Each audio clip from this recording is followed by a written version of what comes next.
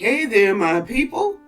Today I want to share with you an episode from a favorite back in the day science fiction TV program called One Step Beyond. The cool thing about this program is the claim that all the stories were based on real, true, actual events. The stories are mostly paranormal and supernatural, which made them a little spooky to me, but nonetheless fun to watch, knowing that the claim was this really did happen. So this particular tale involves a bride, a groom, and the groom's best friend.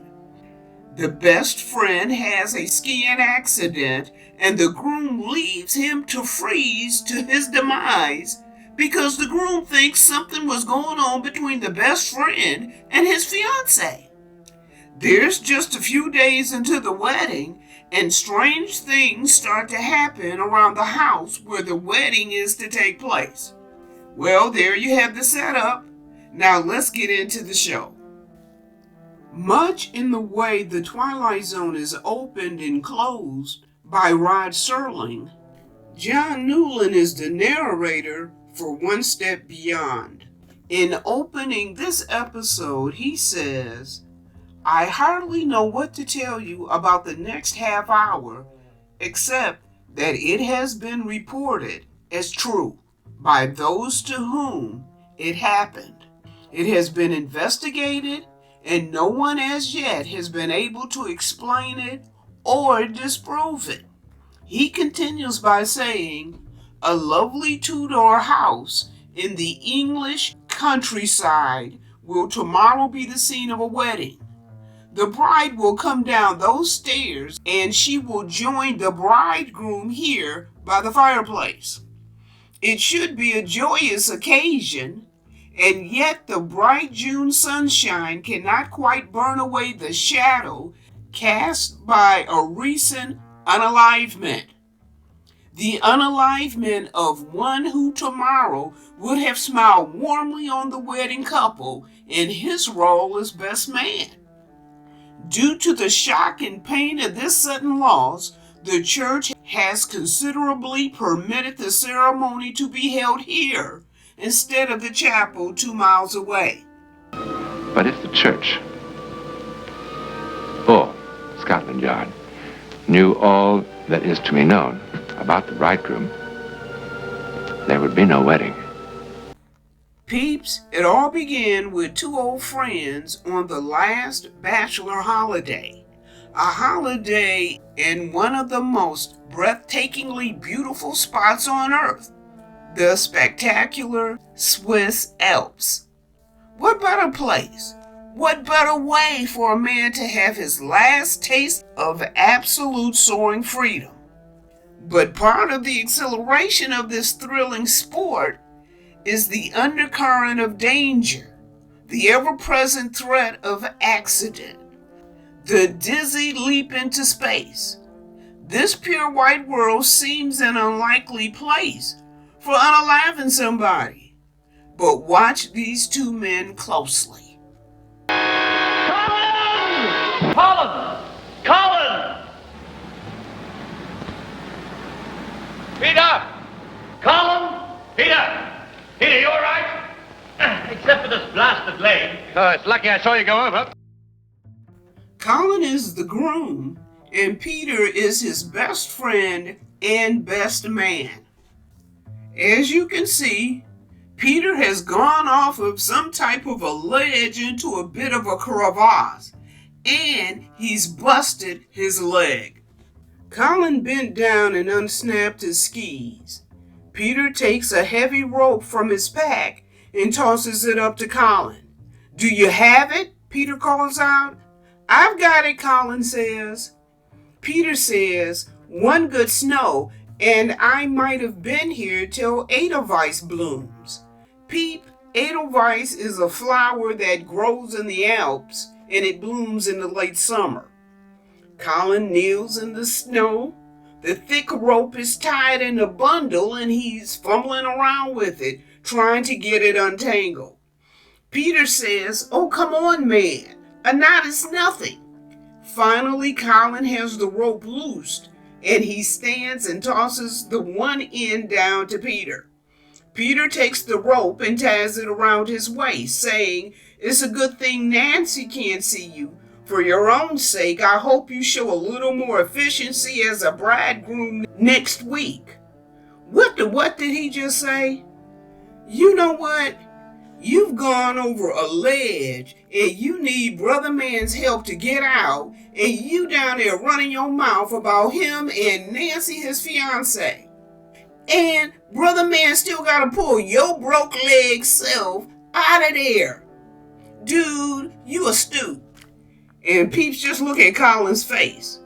Then this knucklehead Peter says, "Oh, come on now, Colin. Can't a man lying on a ledge be allowed a little bit of humor?"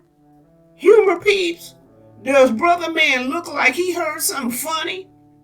Then this stoop says, "The trouble with you, Colin, is you're so confoundedly sensitive. Always reading innuendos into things." "You don't have to tell me what you're thinking. It's written all over your face," Peter says. "You're thinking Nancy again, as if he knows what she likes better than I do. Isn't that right? Well, come on, man, what are you waiting for?" he says to Colin, who's still just standing there looking at him with this messed up look on his face. Then, Peeps, Colin takes the rope and does this.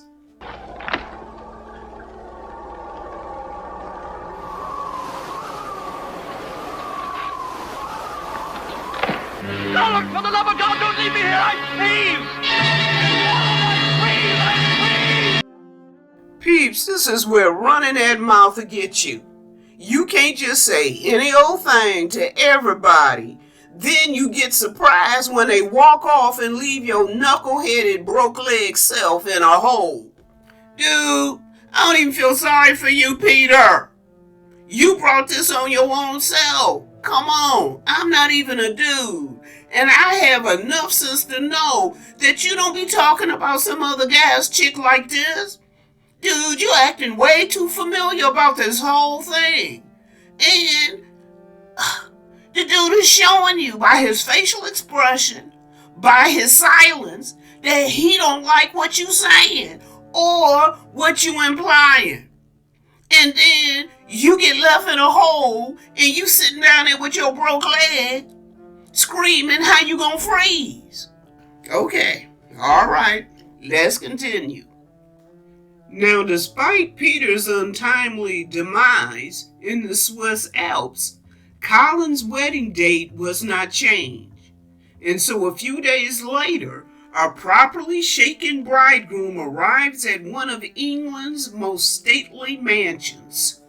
We see Colin sitting with a group of women in the parlor. He's retelling the tale of Peter's accident and untimely demise. His fiancée Nancy is there, and it looks like she's trying on her wedding dress. I guess she doesn't adhere to the adage that the groom seeing the dress before the wedding is bad luck. There's a seamstress there, Miss Little, attending to the dress, Nancy's Aunt Elizabeth, and a precocious little girl named Gillian. Colin continues the story saying, "Afterwards, we separated. Eventually, when I got back to the lodge, Peter wasn't there. By then, of course, I realized something pretty drastic must have happened. So I organized a search party, but then this snowstorm suddenly came down." Nancy says, "How awful, how simply awful." Colin says, "Well, I think you know the rest. By the morning when we finally found him, and this little kid just pipes up." Was it true? Was he really frozen? The aunt says, "Gillian, darling." Then Colin says, "I'm sorry to upset you, Nancy. I realize I shouldn't have explained it in quite such detail," the aunt interjects. "Perhaps not. I suppose you stayed for the funeral," Nancy asks. "Oh, yes, Colin says quickly. You know, the chapel in the village? It seemed the simplest way. Nancy asks, were you the only one there? Colin turns and says, but I told you, Nancy, I wasn't there. I lost him. And Nancy cuts him off saying, no, darling, what I mean is the funeral. Oh, Colin says, no, his father and sister came down from London, and then there were other friends from the lodge. Nancy says, so sad to think of poor sweet Peter. And then the aunt stands up and says, Miss Little, won't you come downstairs for a cup of tea? And she says, come along, Gillian, to the little girl. Both the aunt and the seamstress leave the room with little Gillian following behind.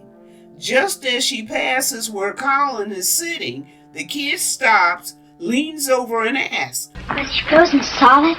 Gillian! Was he frozen solid? And the kid kind of bends her head a little bit since she was just chastised by Auntie, and the little kid leaves. Oh yeah, she gonna be a little pip in this story for sure. Once they're alone, Nancy shuts the door and says to Colin, I realize what a strain this has all been. Colin stands and says, and so it would seem to have been to you. Nancy says, of course, I was very fond of Peter. Colin turns to her and says, indeed? Nancy says, well, you know that I was. Oh, yes, Colin says. I believe you were. Nancy walks over to Colin and asks, do you like my dress? Colin looks at it and says, yes, it's quite beautiful. Nancy says, I'll just take it off. I'll only be a moment.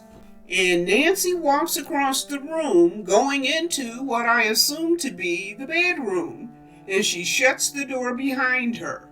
Colin says, Nancy, you seem to be bearing up remarkably well. Nancy says, I do. Colin says, yes, no tears unless you shed them all. Nancy says, but darling, I didn't cry. Colin says, oh, why not, Nancy? Why not? Nancy comes out of the bedroom wearing a robe and she says, I'm afraid I don't understand what's on your mind. Colin asks, should there be something? Nancy says, I don't know whether there should be, but I certainly sense something. You know what? I'm sensing something too, peeps. Is it me, or is this whole conversation just the slightest bit off? Okay, maybe not the slightest bit off. How about a whole bunch off? Where is this going? Then Colin shouts, oh, please, Nancy, please be honest about it. And he turns away. Nancy says, honest about what? About Peter. Colin accuses, you know perfectly well you were more than just fond of him. In fact, if you hadn't felt you'd been obligated to be married to me, Colin, Nancy gasps. Well, it's true, perfectly true, Colin says. I'm not quite so unobservant as you and Peter may have thought. Oh, gee whiz, a brother man. And Nancy looks at him with this kind of messed up expression on her face. How can you stand there and insinuate, she says, oh, that's ridiculous. Peter never meant anything to me except that he was your friend. And if he hadn't been your friend, well, I don't think we would have exchanged half a dozen words. Are you suggesting for 1 second that Peter and I'm not suggesting anything, Colin says. Colin, Nancy says, like this whole conversation is unbelievable to her. Colin. Well, you two always seem so So what? devoted. Devoted? What do you mean? Nothing, Nancy, nothing. Girl, you know what? You got one time to tell me something as toe up as you just said about your left planet Earth going on to glory friend. And our wedding is just a couple of days away. As a matter of fact, you saw me in the wedding dress. You got one time to turn around and then hit me with all this tore up stuff straight to the face. And then you go rushing out of the room like you the girl. Really? Brother man, really? Okay, you know what, peeps? I need to see more of this. Because at this point, I'm thinking his behavior is not justified, but I don't know. Maybe he got a tape, a video, telephone conversation, love letters between these two people for him to say what he just said. Just a couple of days away from the wedding. Peeps, this is great. The next scene opens with Colin having breakfast with Aunt Elizabeth. As they're sitting there and chit-chatting, Aunt Elizabeth says, "Oh, my dear, my poor boy." Colin says, What's that? And Elizabeth says, "Well, what I mean to say is, here I've been prattling on, and oh, Colin, this has been such a nasty business for you and such a shock." "Yes, of course," Colin says. "I can't deny that." Aunt Elizabeth says, "Well, it just doesn't seem fair. Not fair at all. I mean, after the beastly time you had after the war, goodness me, you certainly have had your share of emotional, stress." "Oh, dear," she says, fumbling. "I'm not putting it very well, am I? But you do understand." Colin stands up and sort of walks a little bit away from the table. "I do quite understand what you're trying to say," Colin says as he's kind of pacing around. You're referring to my crash in the Spitfire, England's finest hour. Colin. And I became a patient in a hospital for mental disorders, a prize patient. Of course, after that long, trying time, and now this. Okay, people, we getting this figured out now. Elizabeth says, of course, after that long, trying time, and now this. Okay, y'all, how long was Brother Man in this place? But I can hardly see any connection, Colin says as he's, still pacing around. "Well, I'm simply saying, dear, that it doesn't seem fair for you to have so many emotional upsets." Okay, you know what? Peeps, this whole conversation would end up being an emotional upset for me if I was Colin. "Oh, I see," Colin says as he's pacing around. Elizabeth says, "I mean, Peter Duncan was your best friend." "Yes, of course he was," Colin said, sitting. Elizabeth says, "Believe me, the first thing that Nancy said when we heard." And then Colin says, "Well, what was the first thing that Nancy said?" "Well, she read it, and then there was a very long pause, and she said, 'Oh no, Mummy, oh no.'" And Colin is sitting there looking dejected, and he says, "Oh, I see." And then Elizabeth says, "Then I took it and read it, and all I could see was Peter's lovely smile and his oh so dashing way. He was such a dear naughty boy. It's just too much to accept, too much." As Nancy said, and Colin says, "Well, what did Nancy say?" Elizabeth responds, "Well, Nancy said it was positively ironic." "Ironic?" Colin asks. "What else could you call it?" Elizabeth says. "A big, strong man like Peter, who came through the war without a scratch, sound and whole, and both physically and, anyway, I suppose you must get very upset when you think about him alone at the last, with no one." "Oh, my dear," Elizabeth says, sounding a bit distraught. "Oh, I'm just turning the dagger in your heart with every word. Oh, I'm so sorry. Do forgive me." And peeps, Colin just sits there looking like he's feeling some kind of way. And there you have it. I believe, a little bit of insight into Colin's and Peter's true relationship. The next scene opens with Colin sitting alone out on the patio. He's just sitting there in the dark when Nancy comes out to join him. Sitting down beside him, she says, "I've been so upset during dinner and even after. Well, as a matter of fact, ever since this afternoon when you walked out." Colin says, "Please, darling, may we forget about it?" Nancy says, "But I don't really see how we can forget about it, darling. After all, we're getting married tomorrow. Yet there's this barrier between us. Colin, love, if I said anything to possibly..." And Colin interrupts her saying, No, you said nothing, darling." Nancy says, "But I must have." Then she asks, "Colin, do you love me?" Colin says, "You know I do." Nancy says, "And you must know that I love you.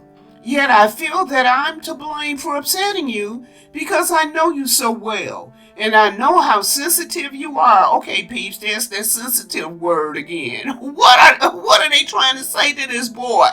"I know how sensitive you are," she says, "and I know how much Peter meant to you." Turning away, Colin says, "Please, darling, can we just not talk about Peter anymore?" Nancy says, "Of course." And then she stands up and says, "But I do want you to know, darling, that we are not mere childhood sweethearts anymore. All last year, ever since the war, I've watched you come back, and I've watched you come back to me. After, well..." And then she kneels beside him. "I was even afraid that you will never get back to yourself. Ever. So, darling, please don't withdraw. Don't withdraw again. And don't let's have any secrets." Colin says, "What secret do you mean?" Okay, peeps. Notice that he didn't say, "What secrets do you mean?" But he said, "What secret do you mean?" Okay, brother man, don't be telling on yourself. Nancy says, "Well, it occurred to me that since the outburst earlier today, that you were probably trying to tell me, well, since this ordeal you've been through, that you would rather postpone the wedding." "Postpone it?" Colin says. "You mean call it off?" Nancy says, "Please believe me, darling, it doesn't have to be tomorrow. I mean, we could wait a bit longer, a week or a month even." Colin, he gets up and says, I see. "So that's what you really want." Nancy stands up and walks over to him. "Oh no, Colin, that's not what I want. I want you. That's all I want. And I want you to be happy." "Darling," Colin says, "please marry me now," he says, taking her in his arms. "If I felt I'd ever lose you, I'd rather be expired myself." And the pair hug.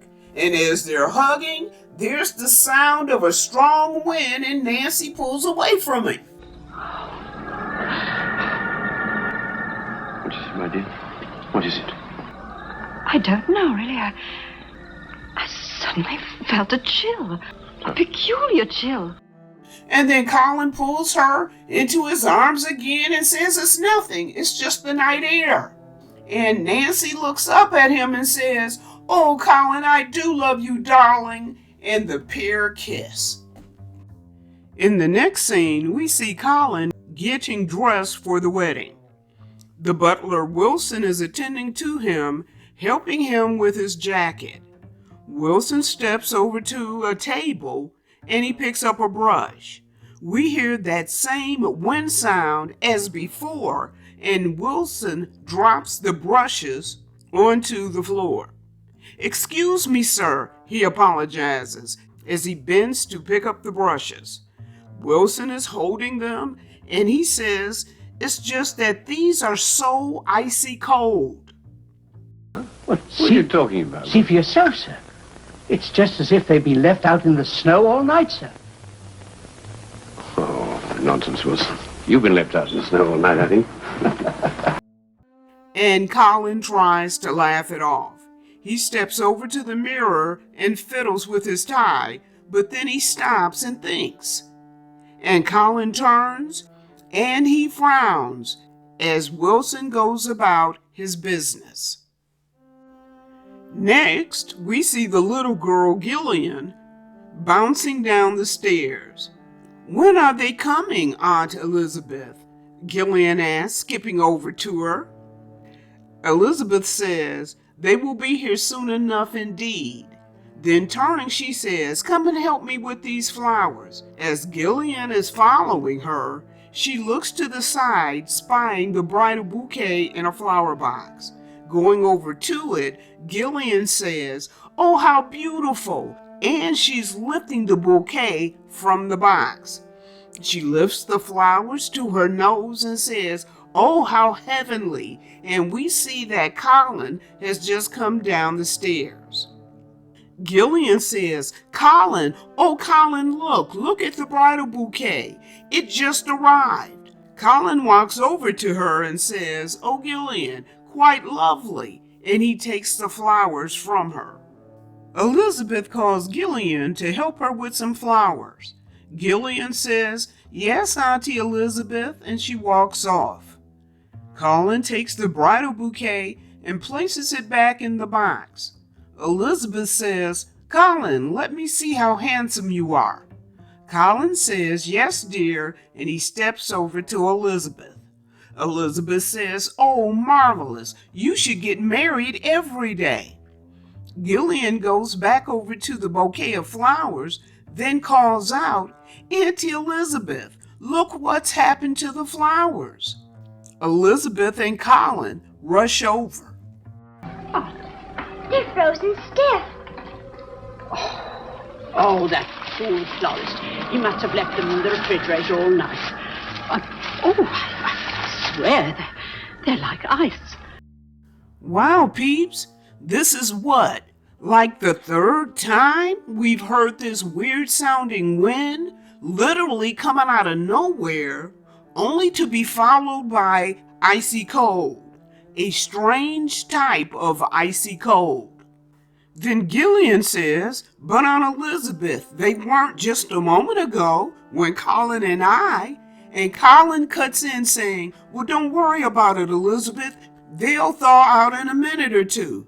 And Colin walks away, a bit disturbed. Elizabeth turns and says, "Colin, the flowers will be all right. Don't let it upset you." Colin says, "I'm not upset." Elizabeth says, "Oh, yes, you are. It's only natural. All bridegrooms are nervous." And Elizabeth turns back to the flowers saying, "Cookie will make it all right. She's simply marvelous with catastrophes." And she picks up the box and leaves.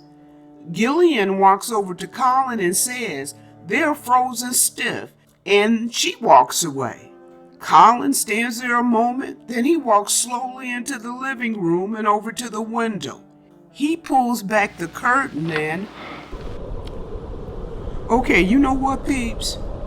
There's the sound of the wind again, and the windows are frosting up all by themselves. And don't tell me it's Brother Man breathing on them and that all this is some kind of condensation thing icing up. No. I think there's something off about all of this. None of this is feeling right to me. Next we see Nancy coming down the stairs with Gillian following behind her, carrying the train of the wedding dress. The pianist is sitting behind the piano playing "Here Comes the Bride," and Nancy is walking down the aisle.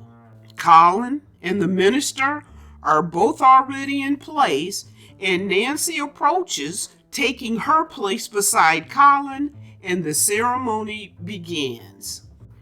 Eventually, they get to the part of the ceremony where the groom places the ring on the bride's finger. "With this ring, I thee wed, I thee worship.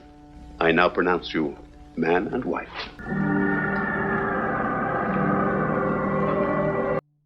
Did you hear and see that, peeps? Not only when Colin tried to put the ring on Nancy's finger, but when they kissed. Clearly something is going on here. Later we see that Nancy has changed out of her wedding dress and she's put on her leaving for the honeymoon clothes. For somebody who's just married the love of her life, Nancy doesn't appear to be a happy bride at all. Instead, she looks like a woman who has something heavy on her mind. Colin enters the room and asks, "Are you ready, Nancy?" She closes the suitcase saying nothing. Colin asks, "What is it, darling? What's wrong?" Nancy says nothing. Colin says, "Yes, there is." Nancy says no, and Colin says, "Yes, honey, please tell me," and he grabs her. Peeps, bad move on his part. Listen. If you're talking to a chick, your girlfriend, or even your wife, and she's backing away from you, and you're like trailing her around the room, it might not be a good idea to touch her at this exact moment because something is definitely up. Something's wrong. And touching her might not be the best response in the moment. In this case, Colin grabs Nancy and Sister Girl literally loses it. Colin is saying, "Tell me what's the matter." Nancy is saying, let me go. And Colin just needs to let her go if he wants to de-escalate whatever this is. Nancy is saying, please let me go, and she literally has to wrestle herself out of this guy's arms. Nancy's finally loose, and she backs away, clearly upset. She rushes to her bedroom, shutting and locking the door behind her. Colin rushes over when this happens. Nancy!